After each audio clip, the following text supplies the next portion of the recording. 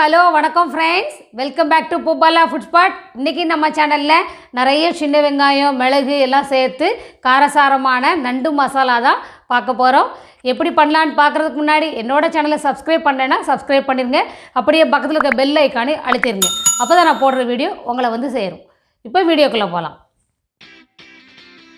நண்டு மசாலா செய்ய முதல்ல கொஞ்சம் எண்ணெய் சேர்த்து சில பொருட்களை வதக்கி மிக்சியில் அரைச்சி எடுப்போம்.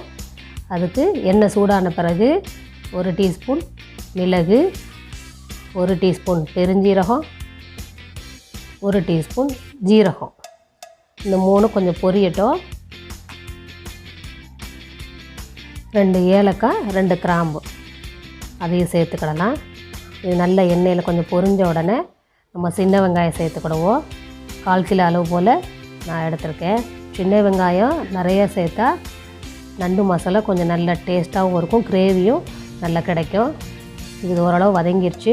இப்போ நம்ம இதுக்கு இஞ்சி பூண்டு பேஸ்ட்டு 2 டீஸ்பூன் இஞ்சி பூண்டு பேஸ்ட்டு, இதுவும் நல்ல பச்சை வாசனை போகிற வரைக்கும் வதக்கிக்கலாம்.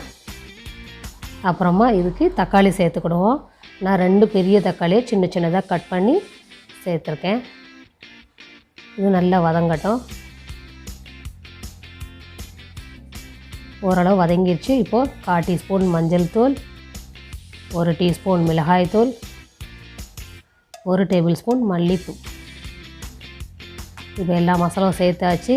இது நல்லா வதக்கிட்டு ஆற வச்சு இப்போ அரைச்சிட்டு வந்துடலாம். இதை ஃபைன் பேஸ்ட்டாக அரைச்சிட்டு வாங்க. இப்போ மசாலா ரெடி. இப்போ அதே பேன் அடுப்பில் வச்சு கொஞ்சம் எண்ணெய் சேர்த்துக்கிடலாம்.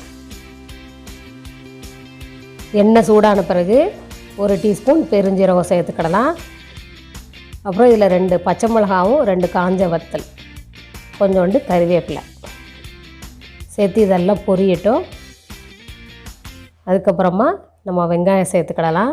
நான் 2 பெரிய பல்லாரியும் சின்ன சின்னதாக கட் பண்ணி சேர்த்துருக்கேன். நான் முதலே சொன்ன மாதிரி வெங்காயம் எவ்வளோ சேர்க்குறோமோ அவ்வளோ டேஸ்ட்டும் கிடைக்கும், நல்ல கிரேவியும் கிடைக்கும். இது வெங்காயம் சீக்கிரம் வதங்கிறதுக்காக நம்ம உப்பு சேர்த்துக்கிடலாம். நான் வதக்கி அரைக்கிறப்ப உப்பு சேர்க்கலை, இதுதான் சேர்க்குறேன். அதனால் மசாலாவுக்கு தேவையான 1 டேபிள் ஸ்பூன் உப்பு சேர்த்துக்கிடலாம். இது நல்லா வதங்கட்டும். இப்போ ஓரளவு வதங்கிருச்சு. இப்போ நம்ம வதக்கி அரைச்ச மசாலாவை சேர்த்துக்கிடலாம். இந்த மசாலாவும் வெங்காயம் எல்லாம் சேர்ந்து நல்லா ஒரு 5 நிமிஷம் நல்லா வதங்கட்டும். இது சுண்டை வதங்கிருச்சு. இப்போ நம்ம நண்டு சேர்த்துக்கிடலாம். நான் 1 கேஜி கடல் நண்டு க்ளீன் பண்ணி வச்சுருக்கேன். இப்போ அதை சேர்த்துக்கிடலாம். நண்டு சேர்த்ததுக்கப்புறமா மசாலாவோட நல்லா மிக்ஸ் பண்ணி விட்டுட்டு வேக விடுவோம்.